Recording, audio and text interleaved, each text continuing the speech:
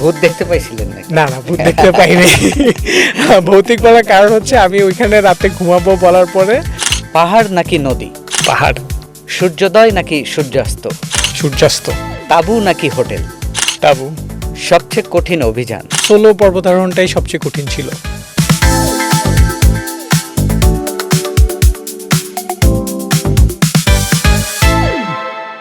পাহাড়, নদী, সমতল সব জায়গায় তার স্বাচ্ছন্দ্যের বিচরণ।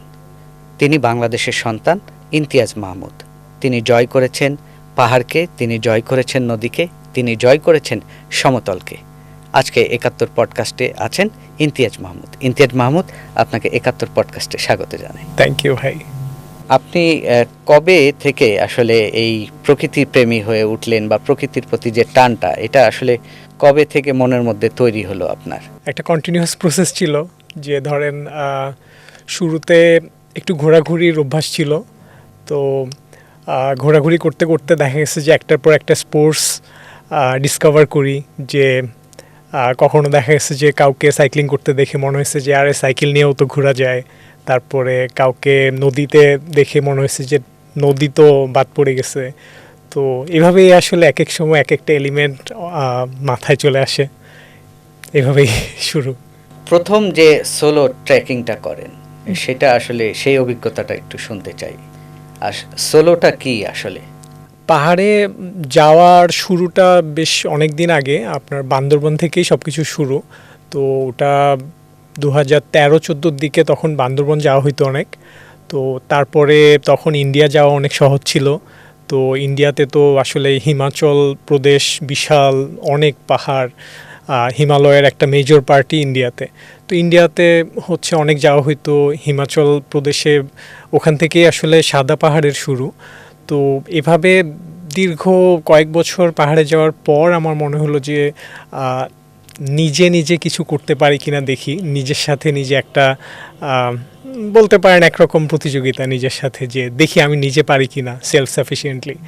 তো তারপর থেকেই এই প্ল্যানটা আসে। এটা 2020-এর দিকে আমার প্রথম, আমরা আরেকটা অভিযানে গেছিলাম। তো ওই অভিযানটাতে আমার তখনই এই আইডিয়াটা মাথায় আসে যে আমি 2020 মানে করোনার মধ্যেই, তখন তো করোনা। Right, corona. আমরা যখন ঢাকায় আসি নেপাল থেকে, তখনই লকডাউনটা শুরু হয়। তো 2020-এ প্রথম এই আইডিয়াটা মাথায় আসে। তারপর প্রায় 2 বছরের বেশি সময় আমি এটার জন্য প্ল্যানিং করি। আসলে মাউন্টেনিয়ারিং এক্সপিডিশনগুলা যতটা না ফিজিক্যাল এফোর্ট, তার থেকে বেশি আসলে প্ল্যানিং, তারপরে মানসিক যে এফোর্টটা, এটা আসলে অনেক বেশি, যদিও আসলে ওইটা দেখা যায় না। তো প্রায় 2 বছর প্ল্যান করার পরে 2023-এ আমি হচ্ছে প্রথম সোলো অভিযানে যাই। সেটা কত ফুট বা কত মিটার? এটা ছিল হচ্ছে মাউন্ট পিসাং হচ্ছে 6093 অর সামথিং। মানে 6000 মিটারের উপরে এটা? 6000 মিটার। ফিটে যদি বলি, এটা অ্যারাউন্ড 20,000 ফিট ছিল। আর এই পর্বতটা আমি অনেক চিন্তাভাবনা করেই চুজ করি, কারণ যেহেতু ওই অভিযানটা ছিল হচ্ছে আমার প্রথম একা পর্বতারোহণ। তো এর আগে আমি অনেকবারই গেছিলাম। তো সবসময়ই সাথে কোনো না কোনো টিমমেট ছিল, কেউ একজন ছিল যা মানে ইনকেস কোনো ধরনের কোনো কিছু গাইড বা শেরপা এই ধরনের, তো কোনো কিছু যদি প্ল্যান মাফিক না যায়, সেক্ষেত্রে আসলে আপনার সাথে যদি একজন সহযোগী থাকে, একজন টিমমেট পার্টনার থাকে, তো আপনার একটা লাস্ট লাইন অফ সেফটি থাকে। তো এই অভিযানটা আমার জন্য একদমই অন্যরকম ছিল, যে একদম প্ল্যানিং থেকে লজিস্টিক্স থেকে ক্লাইম্ব করা পর্যন্ত পুরা জার্নিটাতে আমি একা ছিলাম। সো আমার অনেক কিছু প্ল্যান মাফিক যায়নি। আমি ওই অভিযানটাতে আমার পাসপোর্ট হারাই ফেলি নেপাল গিয়ে। তো অনেক ঝুঁকি ঝামেলা হয় আমার জাস্ট পাহাড়ের বেস ক্যাম্প পর্যন্ত পৌঁছাইতেই। তো যেগুলা মানে আমি ভাবিও নাই যে ওখানে আমার এত প্যারা হবে। সবসময় তো আমরা পর্বতারোহণ বলতে বুঝি যে পাহাড় চড়া, কিন্তু পাহাড় চড়ার আগেই আসলে বিশাল একটা জার্নি। তো ওই জার্নি আবার আমি ক্রাউড ফান্ডিং করি। ঢাকা থেকে যাওয়ার সময় আমি ফান্ড নিয়ে অনেক ক্রাইসিস ছিল। তারপর আমি একটা ক্রাউড ফান্ডিং করি, সেখানে আমার পরিচিত অপরিচিত অনেক মানুষ আমাকে হেল্প করে। তারপর আমি নেপাল যাই। নেপাল গিয়ে অনেকগুলা দিন আমার যায় শুধু সব জিনিসপত্র জোগাড় যন্ত্র করা। তারপর ফাইনালি আমি যখন বেস ক্যাম্পে পৌঁছাই তখন সেটা ছিল অ্যাকচুয়ালি উইন্টারের শেষ দিক। তো ওই সময়টাতে জেনারেলি উইন্টার হচ্ছে একটা অফ সিজন। তো সব সব পর্বতারোহণ অভিযানগুলো হয় হচ্ছে ইদার প্রি মনসুন অথবা পোস্ট মনসুন, মানে হচ্ছে আপনার মার্চ এপ্রিল মের সময়টা, অথবা আপনার মনসুন সিজনের পরে মানে সেপ্টেম্বরের দিকটাতে। তো রেইনি সিজন মানে জুন জুলাই, আর উইন্টার সিজনটা হচ্ছে একদমই অফ সিজন। তো সে কারণে ওই টাইমটাতে ওখানে ওই এলাকাতে ট্যুরিস্ট অনেক কম ছিল। তো আমি এক্স্যাক্টলি যে অভিযানটাতে ছিলাম, যেই পাহাড়ে, পুরো পাহাড়টাই তখন একদমই কেউই ছিল না ওই পাহাড়টাতে, একদম একলা। একদমই পুরোপুরি, মানে এটা একটা রেয়ার এক্সপিরিয়েন্স। আমি এক্সপেক্টও করি নাই যে মানে এই এরকম পাবো। সাহসটা পেলেন কোথায় থেকে যে আসলে একা একা পাহাড় চড়ব? আসলে ভাই সাহস বলতে কি, মানে কিছু জিনিস আছে আমরা জেনে সাহস দেখাই, আর কিছু জিনিস আছে আমরা না জেনে সাহস দেখাই। আমার ক্ষেত্রে আসলে দ্বিতীয়টাই হয়েছিল। মানে আমি আসলে যাব এরকম একটা সিদ্ধান্ত আমি নিয়ে- আমার মনে হয় না আমি কখনো আসলে এক্স্যাক্টলি কতটা মানে এক্স্যাক্ট গ্র্যাভিটিটা আমি পুরোপুরি আন্দাজ করতে পারছি বলে আমার মনে হয় না। আমার জাস্ট প্ল্যান ছিল যে আমি কিছু একটা করব নিজে নিজে, দেখি কত দূর পারি। ইনফ্যাক্ট আমি সামিট হবে কি হবে না এতটুকু আমি কোনো ধরনের ইয়েতে ছিলাম না। আমার মনে হয়েছে যে আচ্ছা ঠিক আছে, ট্রাই করে দেখি। পর্বতটা ছিল হচ্ছে পিসাং গ্রাম, একটা জায়গা আছে, ওই পিসাং গ্রাম থেকে লোকাল যারা তারা একদিনে বেস ক্যাম্প যেতে পারে। তো ইন কেস যদি কোনো ইমার্জেন্সি হয়, তো কেউ হচ্ছে, আমি যদি, আমার সাথে একটা স্যাটেলাইট ফোন ছিল, আমি যদি ঢাকায় আমার ভাই ব্রাদার যারা আছে তাদেরকে কল দিলে তারা কোনো হেল্প পাঠাতে পারবে।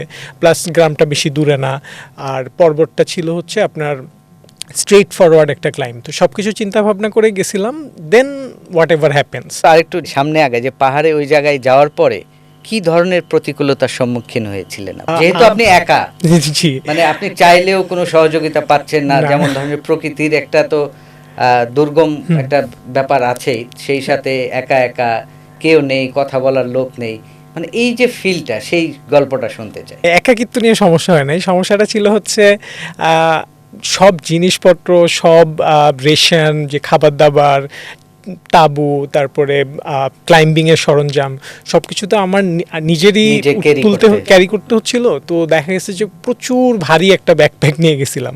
তো এই বিশাল ব্যাকপ্যাকটা নিয়ে এটাকে বেস ক্যাম্প পর্যন্ত যাওয়া, এটা ছিল একটা বড় সমস্যা। আর এটার জন্য একটা সুবিধাও ছিল যে প্রতিদিন আমি ক্যাম্পে পৌঁছাইলে আমি এতই টায়ার্ড থাকতাম যে আমি ইনস্ট্যান্টলি ঘুমায় যেতাম। তো খুব একটা আমার কোনো জায়গায় এরকম যে একা আছি এজন্য খুব ভয় লাগতেছে এই ধরনের ফিল হয় নাই। আসলে ফিল হওয়ার সুযোগও ছিল না হয়তো। আর সামিটের পরে আমি একটা বাজে ওয়েদারে পড়ি, যে একটা স্নোস্টর্ম ছিল। তো ওই টাইমটাতে লাইক মিনিট খানেকের জন্য জাস্ট আমার মনে হয়েছিল আর কি যে কি হবে যদি এখানে কিছু একটা হয়ে মানে যায়। আপনি কি অ্যাভালাঞ্চের That's it. মধ্যে পড়েছিলেন? না, অ্যাভালাঞ্চ না, এটা একটা স্নোস্টর্ম ছিল, খুবই বাজে ধরনের স্নোস্টর্ম। আমি আমার টেন্ট খুঁজে পাচ্ছিলাম না, অন্ধকার, মানে সন্ধ্যার আগের একটা মুহূর্ত। তো একটু বিচলিত হয়ে গেছিলাম আর কি। তো ওই একটা সিঙ্গেল টাইম ছাড়া আর পুরো টাইমটা আসলে তেমন যে খুব মেন্টালি খুব যে প্যারা খাইছি তা না।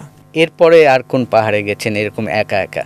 পিসাং এক্সপিডিশনের একটা ব্যাপার ছিল যে আমি 2বার সামিট অ্যাটেম্প্ট করি। যে আমি প্রথমবার সামিটের জাস্ট 30 মিটার নিচ থেকে আমি ফেরত আসি।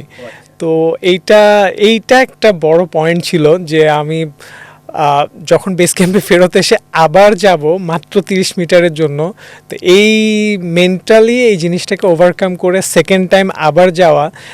জেনারেলি যেটা হয় যে 2-3 জন থাকলে একজন আরেকজনকে পুশ করা যায়। তো নিজে নিজে এই ডিসিশনটা নেওয়াটা ছিল একটা টাফ জিনিস আমার জন্য। বাংলাদেশে আপনার মতো তো কেউ করে নাই এটা, আপনার জানা মতে? আমার জানা মতে সোলো কেউ যায় নাই আর কি, মানে এটা 6000 আসলে মিটার কেউ করে নাই এখন পর্যন্ত, বা না, মানে 8000 মিটারও তো কেউ করে না। না। আসলে সোলো পর্বতারোহণ আসলে একরকম নিষিদ্ধই বলা চলে, যে এটাকে ডিসকারেজ করা হয়, কারণ হচ্ছে এখানে সেফটির অনেক কনসার্ন আছে। ইন কেস কোনো ধরনের ইমার্জেন্সি হয় সেক্ষেত্রে আসলে মানে অনেকেই তো আছে যে হয়তো সব কিছু হয়তো চিন্তাভাবনা না করেও যাইতে পারে, যে ধরেন ইন কেস কোনো ইমার্জেন্সি হলে আপনি তো কেউ তো নাই ব্যাকআপ। তো এইসব কারণে জেনারেলি গভর্নমেন্ট হচ্ছে এই পারমিটটা দিতে চায় না, যে সোলো পর্বতারোহণের পারমিট। তো এই কারণেই মূলত এই ধরনের ক্লাইম্ব একটু কম হয়। আপনি তো বহুমাত্রিক, আমরা যতদূর জেনেছি আপনি বাংলাদেশের প্রথম যিনি ক্রস কান্ট্রি করেছেন প্রায় 1200 কিলোমিটার। জি। হ্যাঁ, এই গল্পটা শুনতে চাই আসলে। পাহাড় থেকে নদীতে চলে আসলেন, এই যে টেস্ট চেঞ্জ করলেন, অ্যাডভেঞ্চারের যে টেস্ট, সেটা নিয়ে একটু শুনতে চাই। বেশিরভাগটাই পাহাড়ে যাওয়া মানুষ, কিন্তু আসলে কি আমাদের দেশে তো ওই রকম বড় পাহাড় নাই। আবার দেখা যায় যে ইন্ডিয়া গিয়ে ক্লাইম্ব করা, নেপাল গিয়ে ক্লাইম্ব করা, এগুলো একটু ব্যয়বহুল হয়ে যায় ভাই। আমাদের দেশে তো আসলে এ ধরনের স্পোর্টসগুলোর পৃষ্ঠপোষকতা পাওয়া খুবই খুবই টাফ। তো একটা সময় পর মনে হলো যে আসলে প্রতি বছর একবার করে একটা অ্যাক্টিভিটি করা, এটা আসলে ভাই মনের খোরাকটা ঠিক মিটে না আর কি। যে ধরেন আপনি যদি একটা জিনিস ভালোবাসেন, যে ধরেন আপনি খেলতে ভালোবাসেন, আপনি চাইবেন প্রতিদিন আমি বল নিয়ে মাঠে যাই। তো এই জিনিসটা আসলে বছরে একবার অনেক কিছু ম্যানেজ করে ওটা হয় না। তো তারপরে আমরা ভাবলাম যে দেশে কি করা যায়। তো আমরা একবার সুনামগঞ্জ গেছিলাম। সুনামগঞ্জ গিয়ে আমরা র্যান্ডমলি একটা নৌকা কিনে, একটা কাঠের নৌকা কিনছিলাম। ওখানকার একটা জেলে পল্লীতে যাই, একটা নৌকা কিনে আমরা সুরমা নদীতে ভাসায় দিই, জাস্ট কাঠমিস্ত্রির দোকান থেকে নিয়ে। তারপর আমরা হচ্ছে 4 দিন ওই নৌকাটা চালায়ে আমরা হচ্ছে ইয়েতে আসি, ভৈরবের দিকে আসি। তো ওইবার আমার প্রথম মনে হয়েছিল যে আরে বাংলাদেশের তো নদীগুলা অস্বাভাবিক রকম সুন্দর। আপনার এই ঢাকার আশেপাশের নদীগুলা দূষিত হয়ে গেছে, কিন্তু ঢাকা থেকে একটু যদি দূরে যাই, বাংলাদেশের নদীগুলো আসলে অনেক রিচ ভাই। নদীর আশেপাশে মানুষের যে কালচার, মানুষের যে, এটা তো নদীমাতৃক দেশ ভাই, আমাদের আছেই নদী। আমরা যতই বলি আমাদের অনেক মানে গৌরব গাথা বললে তো অনেক কিছুই বলা যায়, কিন্তু আসলে বলতে গেলে বাংলাদেশের আছে নদী আর মানুষ। তো আপনি যদি মানুষ দেখতে চান, আপনি যদি নদীর প্রকৃতি দেখতে চান, মানে বাংলাদেশ সব থেকে আমার মনে হয় সেরা একটা জায়গা যদি আপনি নদী আর নদী কেন্দ্রিক জীবনধারা দেখতে চান। তো সেবার ওখান থেকে আসার পরেই প্রথম মনে হলো যে এটা একটা করে দেখা যায়, নতুন একটা জিনিস, মজা হবে। তারপর আমরা হচ্ছে একটা কায়াক কেনার দরকার ছিল, কিন্তু কায়াক বাংলাদেশে অনেক একটা অপ্রতুল জিনিস। তো আমরা কায়াক খুঁজে পাচ্ছিলাম না। তো ওই যে বলে না, ইচ্ছা থাকলে উপায় হয়, এরকম একটা বড় ভাইয়ের কাছে একটা কায়াক পাইছিলাম। তারপরে এটা পায়ে আমরা এটা নিয়ে হচ্ছে এক্সপেরিমেন্ট শুরু করি। তো আমার প্রথম এক্সপেরিমেন্টটা ছিল হচ্ছে আপনার এই সদরঘাট থেকে চাঁদপুর যাওয়া। তো এই সদরঘাট থেকে চাঁদপুর যাওয়াটা ছিল হচ্ছে প্রথম একটা স্টেপ নিছিলাম যে দেখি কি হয়। তো এটা মোটামুটি ভালোভাবে কমপ্লিট করতে পারি। ওইটা কমপ্লিট করার পরে একটু কনফিডেন্স পাই, একটু পাখা গজায় পিঠে, যে দেখি আরেকটু সামনে আগাই। তারপরে আমরা পদ্মা নদী যেখান থেকে শুরু হয় আপনার চাঁপাইনবাবগঞ্জ থেকে বাংলাদেশের পদ্মা অববাহিকাটা পুরাটা কায়াকিং করব বলে আমরা একটা প্ল্যান করি। তো এটা কবে? এটা হচ্ছে আপনার 2024-এ, না সরি, এটা 2025-এ। তো 25-এ আমি এই প্ল্যানটা, গত বছর রাইট। তারপরে এই প্ল্যানটা করে আমি কুরবানির ঈদের পরে বের হয়ে রাজশাহী গেলাম। তো চাঁপাইনবাবগঞ্জ থেকে আমরা স্টার্ট করতে পারি নাই, কারণ হচ্ছে নদীটা বাংলাদেশে ঢুকে আবার একটুখানি ঢুকে যায় ইন্ডিয়াতে। তো ওই জায়গাটা একটু রিস্কি জোন। তো ভাবলাম যে পরের বার আবার নদীটা ঢুকে রাজশাহীতে, সীমানার কারণে, হ্যাঁ, যে নদীটা প্রথমে চাঁপাইনবাবগঞ্জে আসে, তারপর নদীটা একটু বাঁক নিয়ে চলে যায় হচ্ছে আবার সীমানার ওই পারে, তারপর আবার রাজশাহীতে টি বাঁধের ওখানে আবার নদীটা পুরাটাই বাংলাদেশে চলে আসে।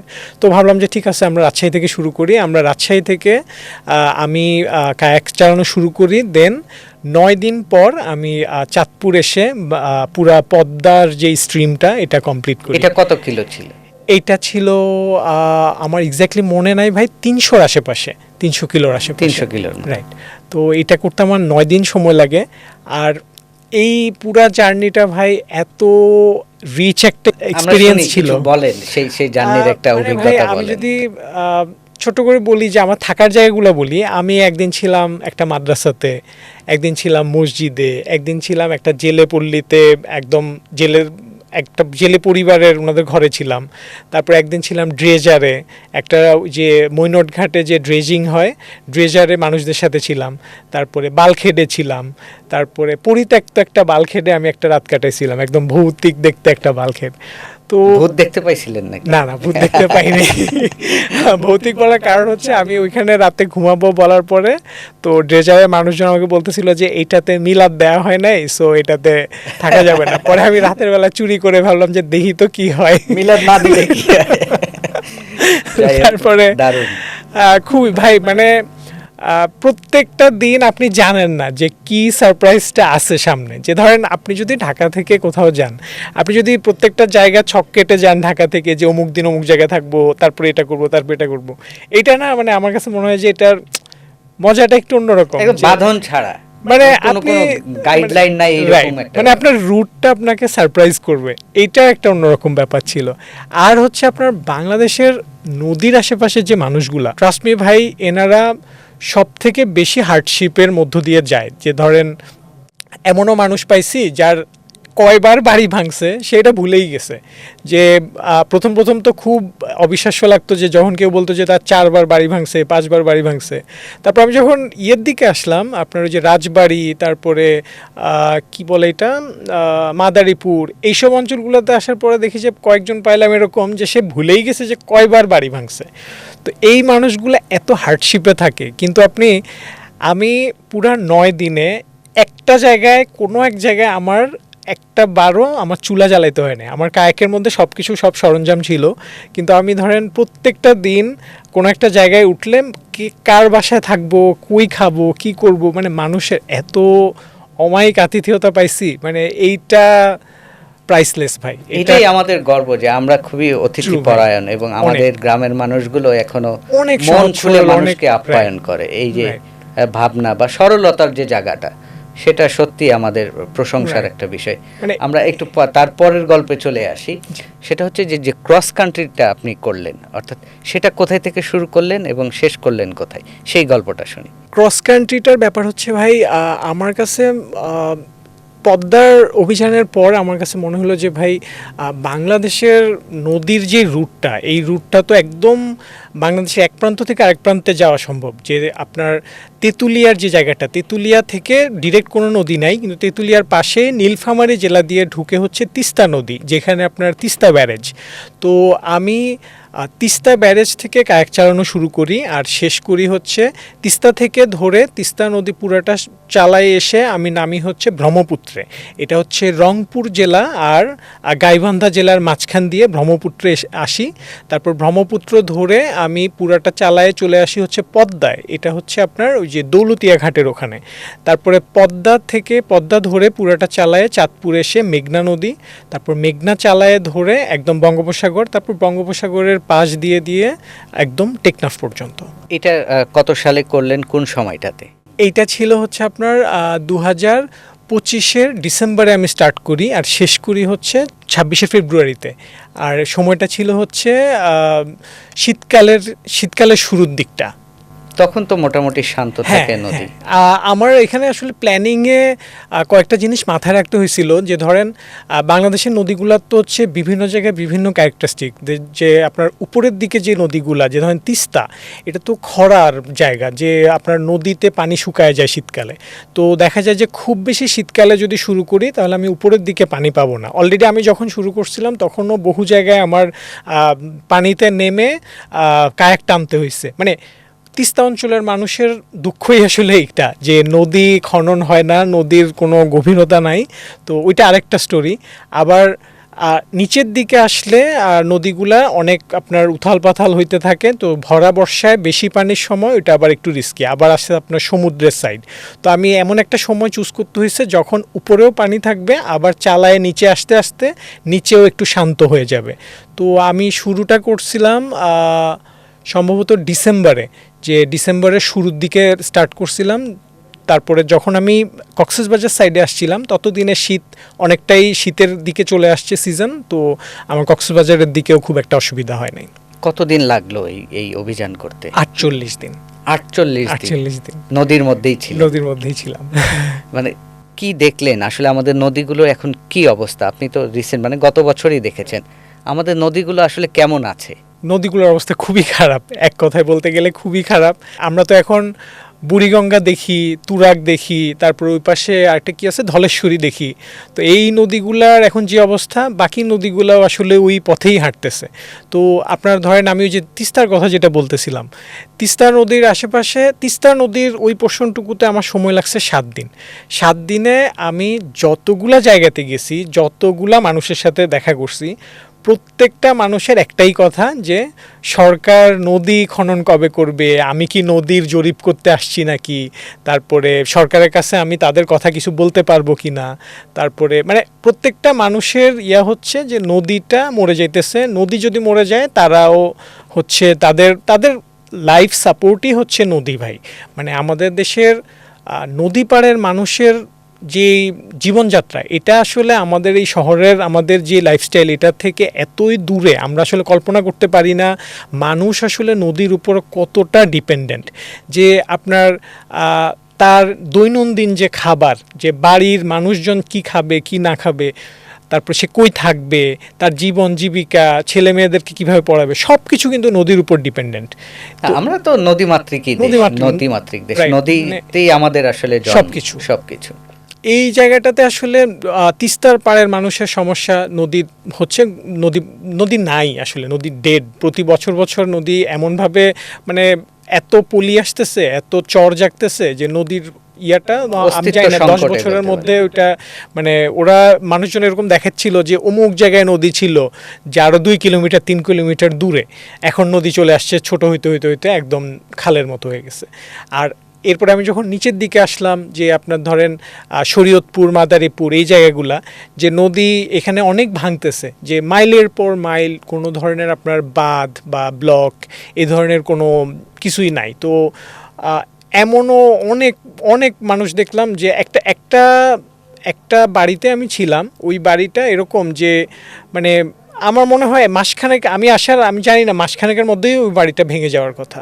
তো এত স্যাড এই মানুষগুলোর জীবন, যে আপনি ধরেন আপনার বাড়িটা বিক্রি করে দিলেন, আপনি কিন্তু 10 বছর পরেও আপনি এসে দেখতে পাবেন যে এই বাড়িটাতে আমি ছিলাম একটা সময়, আপনার যে স্মৃতিগুলা এগুলো আপনি রিলিভ করতে পারবেন। কিন্তু ধরেন একটা মানুষের যখন বাড়ি ভেঙে যায়, সে তো কোনো দিন দেখতেও পারবে না সে যে তার জীবনের একটা বড় সময় কোন জায়গায় কাটছে। তো এই যে যন্ত্রণা, এটা আমি আসলে ইমাজিনই করতে পারবো না, এটা যে কত একদমই আমরা শহরে আসলে এটা ইমাজিন করা সম্ভবই না ভাই, সম্ভবই না যে আসলে বাড়ি ভেঙে যাওয়ার যে কষ্ট নদীতে, এবং এটা বারবার আপনি কি করবেন, আপনি একবার ভাঙছে আপনি আবার বানাইলেন, আবার ভাঙছে আপনি আবার বানাইলেন। তো এটা খুবই স্যাড ভাই।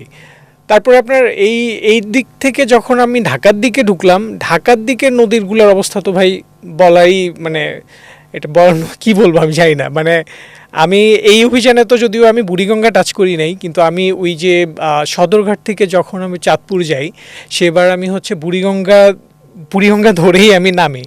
তো বুড়িগঙ্গার পানি আসলে ভাই কি মানে আমরা প্রথমে 2টা কায়াক নিয়ে নামছিলাম। একটা কায়াক ছিল হচ্ছে ওইটা হোয়াইট ওয়াটার কায়াক, তো ওইটা এমন যে ওইটার ভিতরে পানি ঢুকে যাওয়া অনেক ইজি।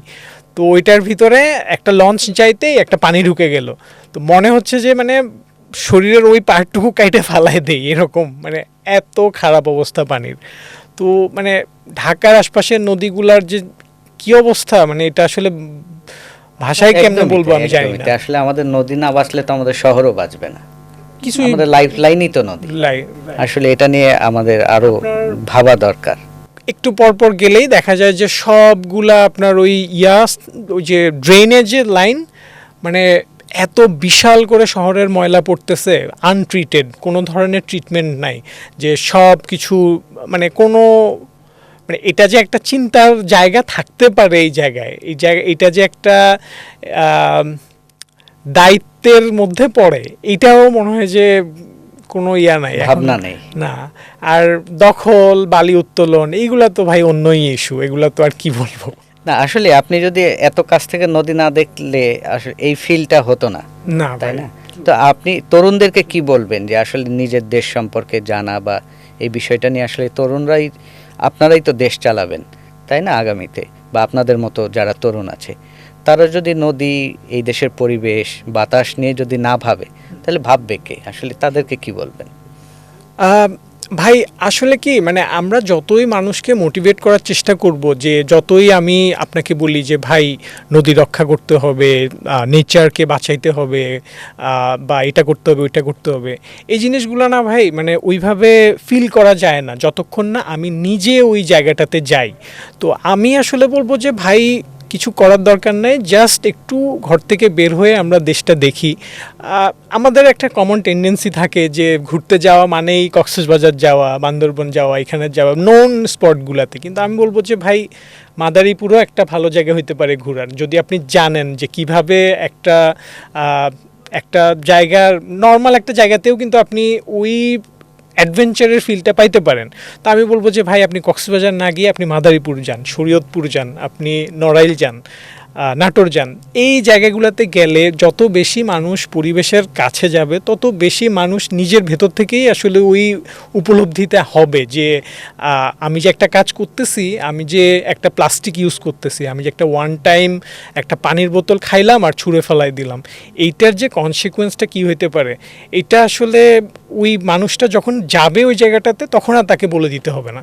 তো আমি বলবো যে আসলে এই ধরনের ট্যুর ট্রাভেল এগুলোকে এনকারেজ করা উচিত।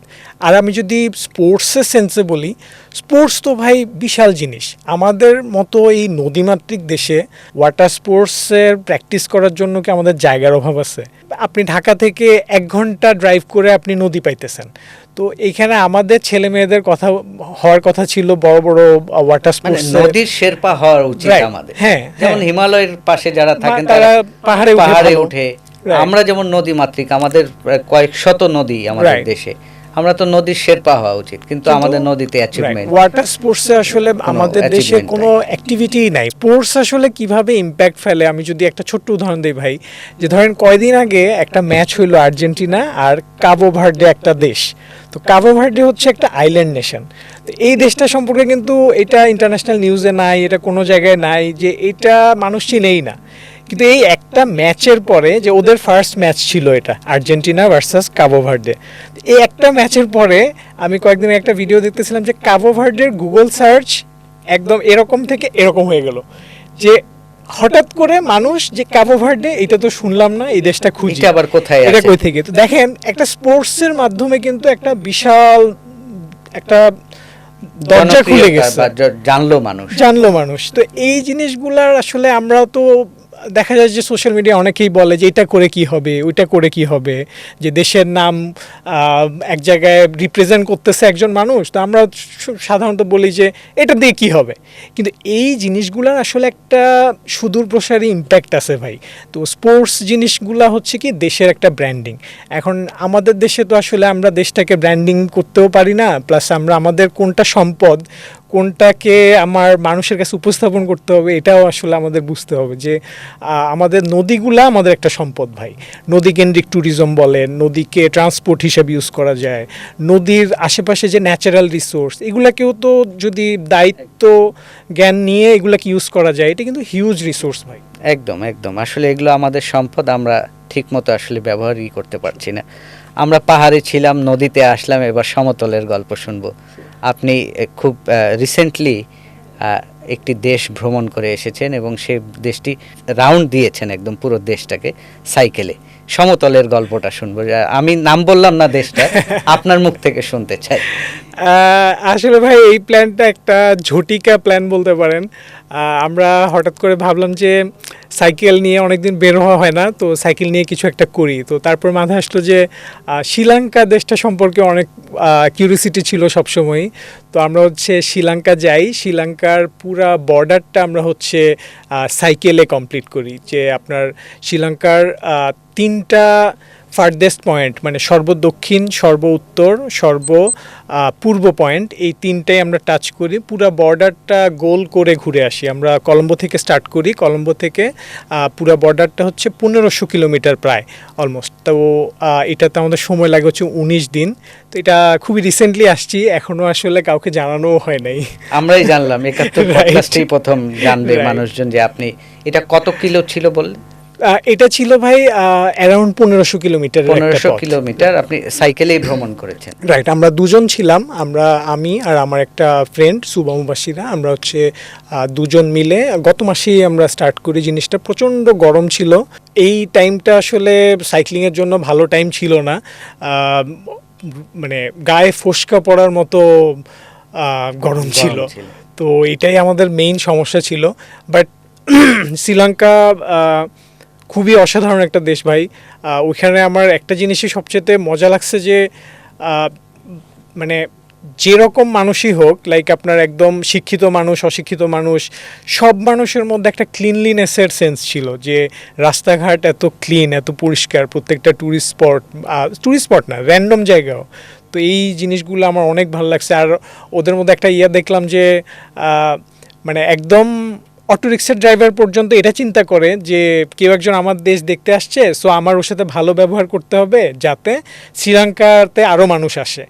এই জিনিসটা এত কমন, আর আমার এত ভালো লাগছে যে মানে যে একজন অটো রিক্সার ড্রাইভারও এটা চিন্তা করতেছে, মানে দেশকে নিয়ে চিন্তা করে। রাইট, যে আমি যদি ওর সাথে ভালো ব্যবহার করি তাহলে আরও মানুষ আসবে, আরও মানুষ শ্রীলঙ্কায় আসবে। তো খুবই খুবই অ্যাপ্রিসিয়েটিং একটা টেন্ডেন্সি। আমাদের দেশে আসলে এই কালচার কেন হচ্ছে না, আপনি তরুণ হিসেবে কি মনে করছেন? আমার মনে হয় ভাই, আমরা আসলে ট্যুরিজম জিনিসটার একটা ভুল ব্র্যান্ডিং করছি আর কি, যে মাতামাতি করা, লাফালাফি করা, এই জিনিসগুলাকেই আমরা ট্যুর হিসেবে। আসলে ট্যুরিজম বা ট্যুর বলতে মনে হয় যে পার্টি করা বা আনন্দ করা, গান বাজনা করা, এটা এর বাইরেও তো ট্যুরিজম হতে পারে। যেমন আমরা আমাদের নদীকে ট্যুরিজমের একটা বড় অংশ করতে পারি। আমাদের যে বান্দরবন, চট্টগ্রাম, এই ধরনের প্রকৃতির কাছে মানুষকে নিয়ে যে আমাদের ভ্যারিয়েশন কান্ট্রি, আমাদের সিলেট একরকম, আমাদের উত্তরবঙ্গ একরকম, আমাদের চট্টগ্রাম একরকম। তো এটা ভাগ ভাগ করে নানা প্রকৃতির নানা রূপ কিন্তু এখানে দেখা যায়। পৃথিবীর এত বৈচিত্র্যময় প্রকৃতি কিন্তু অন্য কোনো দেশে নাই। তো সেক্ষেত্রে সেটাকেও আমরা তুলে ধরতে পারি। হ্যাঁ, তো সেইটা নিয়ে যদি আপনি তরুণদেরকে আসলে কি বলবেন? মানে আমি বলবো যে ভাই, ট্যুরিজমটা সাইট সিইং বা হচ্ছে আপনার জাস্ট এক্সপ্লোরিংয়ের সেন্সে যদি চিন্তা করি, যে আমি একটা জায়গায় যাচ্ছি, তো ওখানকার কমিউনিটি কেমন, ওই জায়গাটার হিস্ট্রি, ওই জায়গাটা সম্পর্কে একটু চিন্তা করা, যে কি মানে একটু জাস্ট ভাবা, দেশটাকে ফিল করা, একটু ফিল করা, একটু ভাবা যে যা আমি দেখতেছি সেটার আসলে অন্য পাশে কি আছে, যে একটা সুন্দর নদী, তো এর মাঝখানে কি একটা মানে একটা ন্যাচারাল জিনিস, এটা কিভাবে ডেভেলপ করলে ওই জিনিসটা ন্যাচারাল থাকবে, কিভাবে আমি একটা জিনিসকে রেসপন্সিবলি সাস্টেনেবলভাবে একটা জিনিসকে কিভাবে ডেভেলপ করব। যে ধরেন আপনি একটা ন্যাচারাল একটা জায়গায় পাথর আছে, পাথরগুলা রাখবেন নাকি পাথরগুলা সরায় আপনি ওখানে পুকুরঘাট বানায় ফেলবেন। তো এই ধরনের কিছু কিছু ছোট ছোট বিষয় আছে, যে ধরেন আমরা প্রপারলি জিনিসগুলোকে নিয়ে চিন্তা করি না, যে ধরেন পরিবেশ কিভাবে বাঁচবে, ট্যুরিজম আর পরিবেশের চিন্তা, এই দুইটা জিনিস একটার সাথে একটু সাংঘর্ষিক আমাদের দেশে। তো এই জিনিসগুলো আমার মনে হয় যে যদি একটু থটফুলভাবে চিন্তা করে করা যায়, আর প্লাস মানুষকে ওইভাবে এডুকেট করা যায় যে আমি কোথায় গিয়ে কিভাবে বিহেভ করব। যে ধরেন আমাদের দেশে একটা খুবই কমন সমস্যা হচ্ছে, কোনো একটা জায়গা যদি একটু পপুলার হয়, দেখা যায় যে এরপরে আপনি ওই জায়গায় গিয়ে শুধু ময়লা আর ময়লা দেখবেন। তো যে কোনো জায়গার ক্ষেত্রে, তো এই যে মানুষকে, একটা পপুলেশনকে এডুকেট করার একটা ব্যাপার, এই জিনিসগুলোকে একটু সিরিয়াসলি নেওয়া উচিত আমাদের। যে একজন ফরেনার বাইরে থেকে এসে বাংলাদেশে যখন একটা সে রিকমেন্ডেড জায়গায় যাবে, গিয়ে যখন সে দেখবে যে ওই জায়গায় আসলে সবুজ ঘাসের জায়গায় সব আছে হচ্ছে চিপসের প্যাকেট, তো তখন তো সে ডিসঅ্যাপয়েন্টেড হবে। আর এই জিনিসগুলাই আসলে একজন থেকে আরেকজন ছড়ায়, যে ওই মানুষটা গিয়ে তো তার আরও 10 জনকে বলবে। তো এই বিষয়গুলো একটু সিরিয়াসলি নেওয়া উচিত আমাদের। ইমতিয়াজ ভাই, আপনাকে অসংখ্য ধন্যবাদ ৭১ পডকাস্টে আসার জন্য। দর্শক, আমরা শুনছিলাম ইমতিয়াজ মাহমুদের অভিযাত্রার গল্প। আগামী পর্বে নতুন কোনো অনুপ্রেরণার গল্প নিয়ে আমরা আবার হাজির হব। ধন্যবাদ।